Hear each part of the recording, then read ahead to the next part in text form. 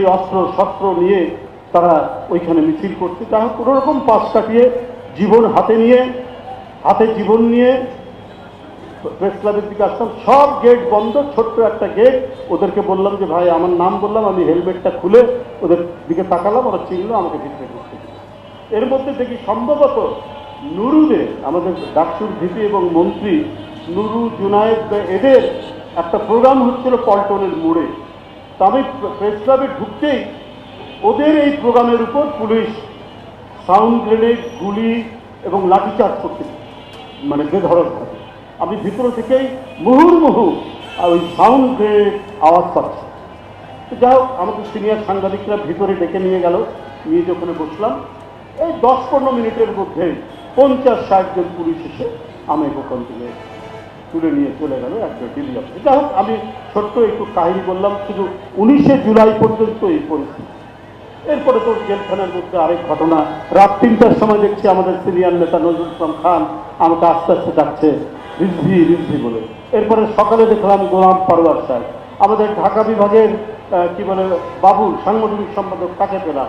এইভাবে কিছু কিছু ইয়ে পেলাম। আমার সময় দেখলাম যে আমাদের আরেক নেত্রী নিপুণ রায়চৌধুরী, তাকে নিয়ে, তার 2-3 দিন আগে তার অপারেশন হয়েছে, তাকে নিয়ে এসেছি। এই দেখে আমরা, যাই হোক, আমাদেরকে কোর্টে নিয়ে গেল। কোর্টে আমাদের একদিনের রিমান্ড হলো। রিমান্ড শেষে তারপরের দিন আবার আমাদেরকে কোর্টে নিয়ে আমাকে জেলে প্রেরণ করা। এর মধ্যে আজকে ধরা পড়েছে না পড়েছে কিছু জানি। জেলখানায় থাকলাম।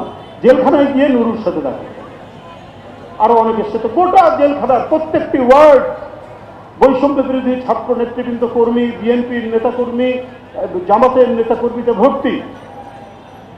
যাই হোক, 7 দিন পরে আবার আমাকে নিয়ে আসা হলো, নুরুকে নিয়ে আসা হলো, নিয়ে আমাদেরকে আবার 3-4 দিনের রিমান্ড নিয়ে আবার ডিবি হলো। 7 দিন জেলে থাকার পর এবারে গিয়ে অনেককে দেখলাম।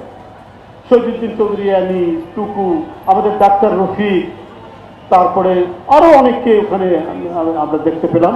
সবগুলোর নাম বুঝতে পারছি, গোটা মানে ভর্তি। কিন্তু আমার কেন যেন মনে হচ্ছিল আন্দোলনের তীব্রতা দেখে হাসিনা বোধহয় আর থাকবেন। যখন আস্তে আস্তে টাইমটা বাড়তে লাগলো, 30 তারিখ 31 তারিখ যখন আসা লাগলো, পুলিশের কণ্ঠস্বর খুব ক্ষীণ হয়ে এসছে দেখলাম।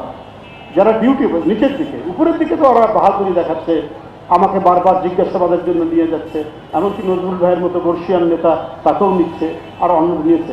এবং আমি আপনাদের বলে রাখি, এই যে হাসিনার প্রত্যাবর্তন এবং হাসিনা কি আত্মসমর্পণ করবে, কত কি কথাবার্তা শুনছি।